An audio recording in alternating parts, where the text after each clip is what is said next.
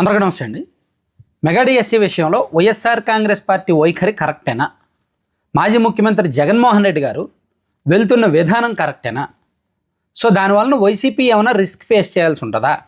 లేకపోతే mega DSC మీద వచ్చిన ఆరోపణలను అభ్యర్థులు కానీ సామాన్యులు కానీ నమ్ముతున్నారా? సో ఈ ఓవరాల్గా వైసీపీనే పైచేయి సాధించే అవకాశం ఉందా? కూటమి ఏమైనా ఈ విషయంలో చిక్కులకు పోయి అనవసరమైన నెగిటివ్ వచ్చే అవకాశం ఉందా? ఈ అంశాలన్నీ కూడా ఈ వీడియోలో నేను క్లారిటీ ఇస్తాను. ఎందుకంటే ఒకవైపు వైఎస్ఆర్ కాంగ్రెస్ పార్టీ ఆధ్వర్యంలో జిల్లా కేంద్రాల్లోనూ నియోజకవర్గ కేంద్రాల్లోనూ రిలే నిరాహార దీక్షలు జరుగుతున్నాయి 4 రోజుల నుంచి. మరోవైపు కొత్తగా ఈ మెగా డిఎస్సి ద్వారా గత ఏడాది రిక్రూట్ అయిన ఉపాధ్యాయులు రోడ్డు ఎక్కడం ప్రారంభించారు. నిన్న కర్నూలులో కొండారెడ్డి బురుజు చుట్టూ వందలాది మంది ఉపాధ్యాయులు చేరి మా ఆత్మగౌరవం మీద దెబ్బ కొట్టద్దు, మేము ఏళ్ల తరబడి కష్టపడి ఉద్యోగాలు సాధించాము, సో మమ్మల్ని అవమానించొద్దు, మేమేదో అక్రమ మార్గాల్లో రిక్రూట్ అయ్యామని అవమానించొద్దని వైసీపీకి జగన్మోహన్ రెడ్డి గారికి వార్నింగ్ ఇచ్చారు. ఈ పరిణామాల్లో రాజకీయంగా ఎవరికి నష్టం, ఎవరికి లాభం, ఎవరు తప్పు చేస్తున్నారు, ఎథికల్గా, మారల్గా, లాజికల్గా, లీగల్గా అన్ని విషయాలు ఈ వీడియోలో మాట్లాడదాం. కంటెంట్ నచ్చితే మాత్రం మీరు మ్యాక్సిమం ఎక్కువ మందికి మన ఛానల్ లింక్ షేర్ చేయండి, సబ్స్క్రైబ్ చేసుకోమని చెప్పండి, పేజీ ఫాలో అవ్వండి ఖచ్చితంగా. ఇది చెప్పే కంటే ముందు మనం ఒక చిన్న తక్కిడేద్దాం. తక్కిడ అంటే మొత్తం మెగా డిఎస్సి ఎంతమంది రాశారు? సో మనకు అందుబాటులో ఉన్న సమాచారం ప్రకారం యాక్చువల్లీ ఫస్ట్ తొలి విడతలో 5,70,000 మంది దీనికి దరఖాస్తు చేసుకున్నారు. 5,70,000 మంది. కానీ అంతిమంగా వడపోత తర్వాత అన్ని పరిశీలనల తర్వాత 3,36,307 మంది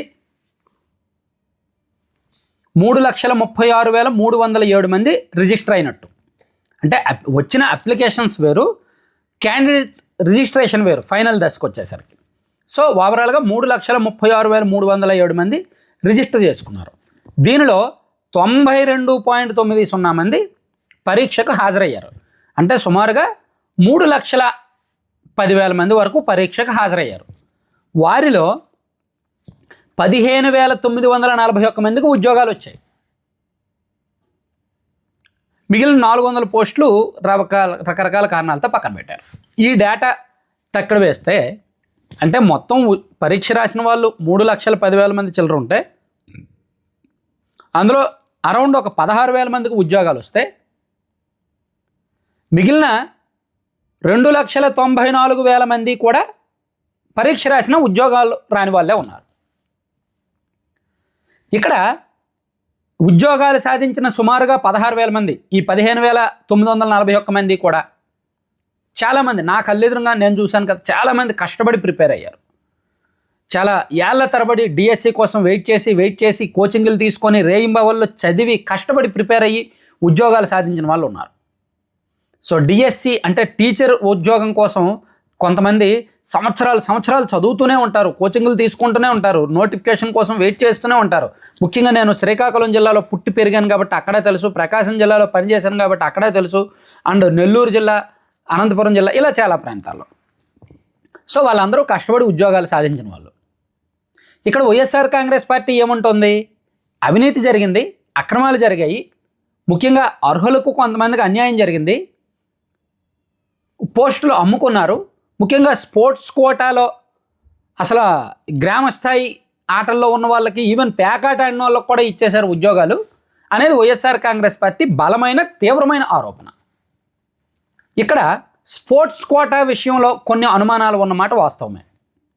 స్పోర్ట్స్ కోటాలో రిక్రూట్మెంట్ విషయంలో కూటమి ప్రభుత్వం తరపున అధికారులు SAAP MD Bharani garu and ఈ పాఠశాల విద్యాశాఖ అధికారులు ఒక 4-5 సార్లు ప్రెస్ మీట్ పెట్టి వివరణ ఇచ్చినప్పటికీ స్టిల్ ఈ విషయంలో అనుమానాలు ఉన్నాయి. అనర్హులకు ఉద్యోగాలు ఇచ్చారు, డబ్బులు తీసుకొని ఇచ్చారు, అర్హులకు ఇవ్వలేదు అని. అలాగే వైఎస్ఆర్ కాంగ్రెస్ పార్టీ వాళ్ళు పూర్తిగా తప్పుపడుతున్నారు.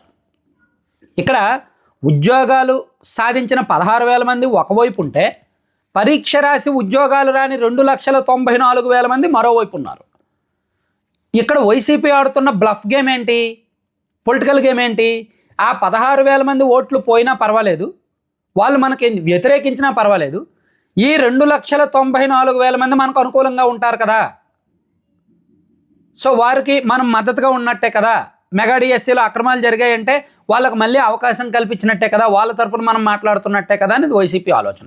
కానీ నేను అనుకోవడం, ఎవరైతే మెగా డిఎస్సీ పరీక్ష రాసి ఉద్యోగాలు రాని 2,94,000 మంది ఉన్నారో అందులో సుమారుగా 2,70,000 మంది సాటిస్ఫై అయ్యారు ప్రభుత్వ వివరణ పట్ల. అంటే వాళ్ళకి తెలుసు వాళ్ళకి ఎందుకు ఉద్యోగం రాలేదు. వాళ్ళ కోచింగ్ సెంటర్లో ఉన్న వాళ్ళకి, ఇప్పుడు ఒక మెగా డిఎస్సి కోచింగ్ సెంటర్లో ఒక 100 మంది ఉన్నారనుకోండి, అందులో ఒక అంచనా ఉంటుంది కదా, ఒక 10 మంది టాపర్లు ఉంటారు, రిజర్వేషన్ ప్రాతిపదిక తీసుకుంటే ఒక 10-15 మంది ఉంటారు, మిగిలిన వాళ్ళు వెనకబడి ఉంటారు. సో టాపర్లకు వచ్చాయి, రిజర్వేషన్ ప్రాతిపదికన కాస్త వెనకబడిన వాళ్ళకి కూడా వచ్చింది అని వాళ్ళకి ఐడియా ఉంటుంది. కాబట్టి ఈ 2,70,000 మంది కూడా కాంప్రమైజ్ అయిపోయారు. ఎస్, మేము సరిగ్గా రాలేదు, వచ్చిన వాళ్ళకి న్యాయంగానే జరిగిందిలే, సో నెక్స్ట్ ఎగ్జామ్లో చూద్దాంలే, నెక్స్ట్ డిఎస్సిలో చూద్దాంలే అని కాంప్రమైజ్ అయిపోయారు. కానీ ఒక 24,000-25,000 మంది మాత్రం మాకు అన్యాయం జరిగింది, కడుపులో కుళ్ళుంది, వేరే వాడికి వచ్చింది నాకు రాలేదు, నేను కూడా టాపర్నే, సో రిజర్వేషన్ కారణంగా వాడికి వచ్చేసింది నాకు రాలేదు, హారిజెంటల్ రిజర్వేషన్ కారణంగా, సో అన్యాయం జరిగింది, అక్రమాలు జరిగాయి, ఒకవేళ ఆ డిఎస్సి ప్రక్రియ రద్దయితే మాకు అవకాశం వచ్చే అవకాశం ఉంది, మళ్ళీ డిఎస్సి పెడితే అని ఒక అరౌండ్ ఒక 24,000-25,000 మందిలో ఆలోచన ఉంది ఒక అధ్యయనం ప్రకారం. అంటే ఉద్యోగాలు పొందిన 16,000 మంది ఒకవైపు, పరీక్ష రాసి ఉద్యోగాల మీద ఆశలు పెట్టుకొని ఉద్యోగం రాని 25,000 మంది మరోవైపు. వైసీపీ తరఫున ఏమైనా పోనీ 24,000 మంది గట్టిగా మాట్లాడుతున్నారా అంటే వాళ్ళు గట్టిగా మాట్లాడలే. వైఎస్ఆర్ కాంగ్రెస్ పార్టీ వాళ్ళు చేస్తున్న రిలే నిరాహార దీక్షల్లో వాళ్ళు పాల్గొంటున్నారా అంటే వాళ్ళు పాల్గొనట్ల.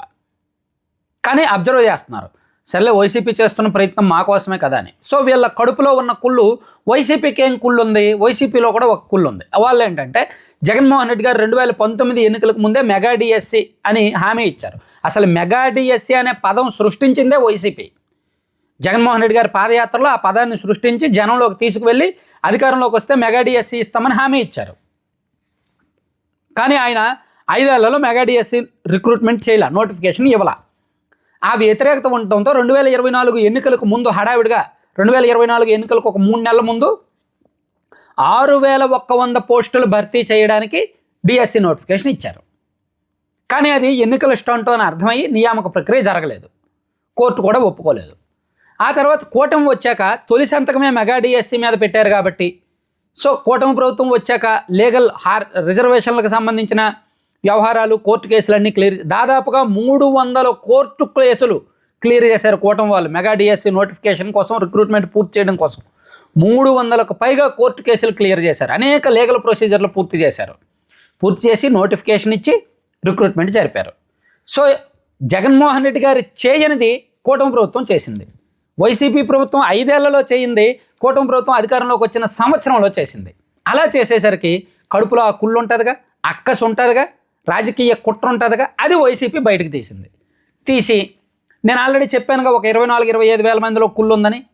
సో వాళ్ళని రెచ్చగొట్టి, వాళ్ళలో అందరూ కూడా రెచ్చిపోరు. వాళ్ళు కూడా కొంతమంది అరే మేము మళ్ళీ బయటకు వస్తే వచ్చే డిఎస్సిలో మాకు అవకాశం ఉండదేమో వాళ్ళు కొంతమంది భయపడుతున్నారు, కొంతమంది వస్తున్నారు. సో ఇక్కడ రాజకీయ కుట్రలు స్పష్టంగా కనిపిస్తున్నాయి. ఇక్కడ నేను మరో మాట చెప్పి కంక్లూడ్ చేస్తా. నిన్న కొండారెడ్డి బురుజు దగ్గర ఉన్న ఉపాధ్యాయుల ఆందోళనలో, వాళ్ళ ఆవేదనలో అర్థం ఉంది. వాళ్ళు కష్టపడి ఉద్యోగం సంపాదించారు, ఏళ్ల తరబడి కష్టపడి వాళ్ళ కళను సాకారం చేసుకున్నారు. ఇప్పుడు వాళ్ళందరూ అక్రమ మార్గంలో రిక్రూట్ అయ్యారు, డిఎస్సి రద్దు చేయాలని వైసీపీ ఫైట్ చేస్తే వాళ్ళ నోటికాడ కూడు లాగేస్తామంటే వాళ్ళు ఎందుకు ఒప్పుకోరు. సో ఖచ్చితంగా వాళ్ళు రేపు పొద్దున్న ఎవరైతే ఉపాధ్యాయులుగా రిక్రూట్ అయ్యారో రేపు పొద్దున్న బూత్ లెవెల్ ఆఫీసర్లుగా వాళ్ళే ఉంటే వైసీపీకి చావు దెబ్బ తప్పదు. చాలా ఇబ్బందికరం వైసీపీకి. వైఎస్ఆర్ కాంగ్రెస్ పార్టీ ఆడుతున్న ఈ రిస్కీ బ్లఫ్ గేము వైసీపీ కూరుకుపోయే ప్రమాదం ఉంది. మేబీ ఎవరైతే ఉద్యోగాలు రాలేదో వాళ్ళు ఎంతవరకు వైసీపీ కోసం నిలబడతారో తెలియదు. అందుకే రిలే నిరాహార దీక్షల్లో నిజంగా మెగా డిఎస్సి ఆస్పిరెంట్స్ ఎవరు పాల్గొనడం లేదు. కానీ వాళ్ళు రోడ్డు ఎక్కడం మొదలైంది.